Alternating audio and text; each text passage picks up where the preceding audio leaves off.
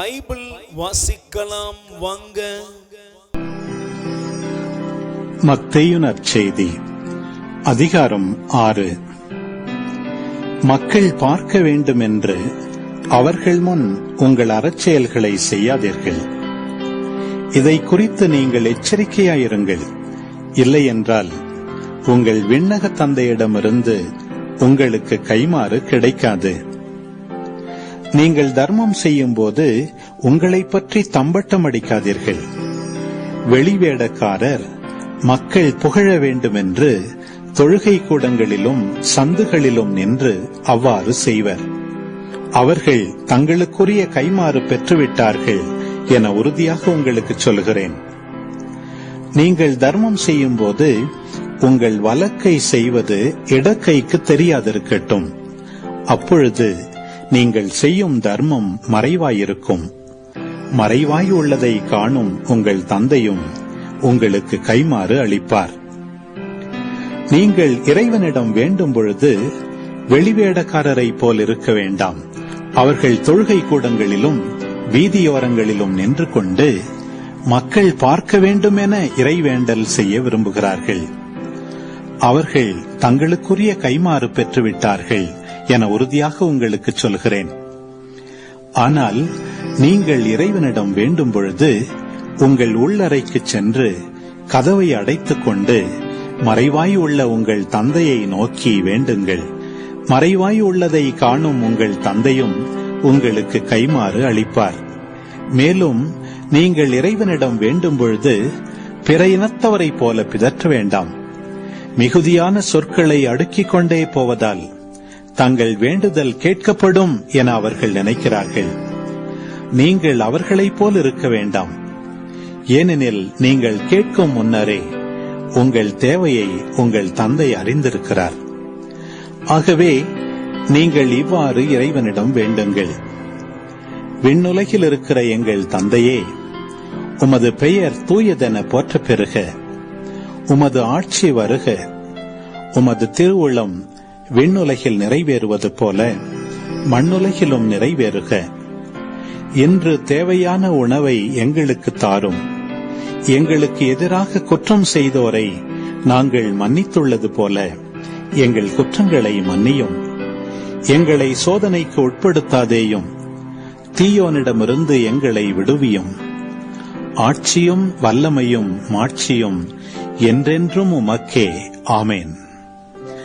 மற்ற மனிதர் செய்யும் குற்றங்களை நீங்கள் மன்னிப்பீர்களானால் உங்கள் விண்ணக தந்தையும் உங்களை மன்னிப்பார். மற்ற மனிதரை நீங்கள் மன்னிக்காவிடில் உங்கள் தந்தையும் உங்கள் குற்றங்களை மன்னிக்க மாட்டார். மேலும் நீங்கள் நோன்பு இருக்கும் போது வெளிவேடக்காரரை போல முகவாட்டமாயிருக்க வேண்டாம். தாங்கள் நோன்பு இருப்பதை மக்கள் பார்க்க வேண்டுமென்றே அவர்கள் தங்கள் முகங்களை விகாரப்படுத்திக் கொள்கிறார்கள். அவர்கள் தங்களுக்குரிய கைமாறு பெற்றுவிட்டார்கள் என உறுதியாக உங்களுக்கு சொல்கிறேன். நீங்கள் நோன்பு இருக்கும் போது உங்கள் தலையில் எண்ணெய் தேய்த்து முகத்தை கழுவுங்கள். அப்பொழுது நீங்கள் நோன்பு இருப்பது மனிதருக்கு தெரியாது. மாறாக மறைவாயிருக்கிற உங்கள் தந்தைக்கு மட்டும் தெரியும். மறைவாய் உள்ளதை காணும் உங்கள் தந்தையும் உங்களுக்கு ஏற்ற கைமாறு அளிப்பார்.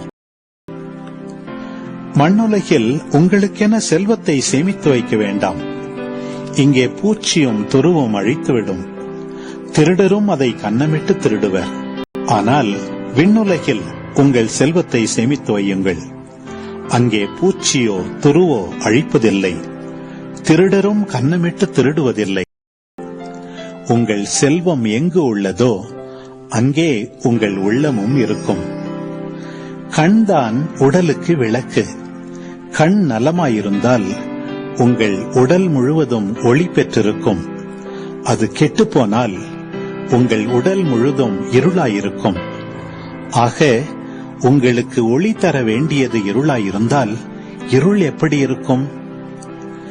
எவரும் இரு தலைவர்களுக்கு பணிவிடை செய்ய முடியாது. ஏனெனில் ஒருவரை வெறுத்து மற்றவரிடம் அவர் அன்பு கொள்வார், அல்லது ஒருவரை சார்ந்து கொண்டு மற்றவரை புறக்கணிப்பார். நீங்கள் கடவுளுக்கும் செல்வத்துக்கும் பணிவிடை செய்ய முடியாது. ஆகவே நான் உங்களுக்கு சொல்கிறேன், உயிர் வாழ எதை உண்பது, எதை குடிப்பது என்றோ, உடலுக்கு எதை உடுத்துவது என்றோ நீங்கள் கவலை கொள்ளாதீர்கள். உணவை விட உயிரும் உடையை விட உடலும் உயர்ந்தவை அல்லவா? வானத்து பறவைகளை நோக்குங்கள்.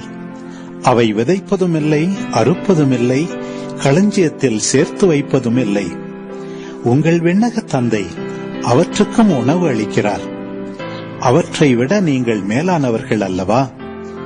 கவலைப்படுவதால் உங்களில் எவர் தமது உயரத்தோடு ஒரு முழம் கூட்ட முடியும்?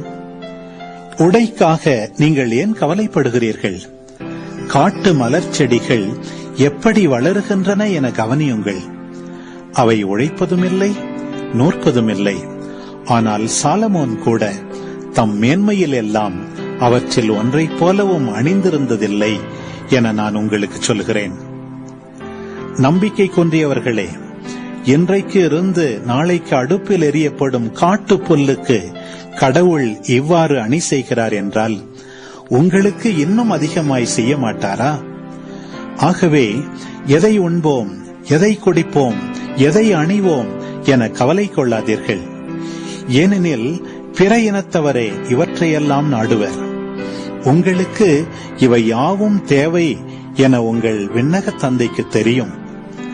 ஆகவே அனைத்திற்கும் மேலாக அவரது ஆட்சியையும் அவருக்கு ஏற்புடையவற்றையும் நாடுங்கள். அப்போது இவை அனைத்தும் உங்களுக்கு சேர்த்து கொடுக்கப்படும். ஆகையால் நாளைக்காக கவலைப்படாதீர்கள். ஏனெனில் நாளைய கவலையை போக்க நாளை வழி பிறக்கும்.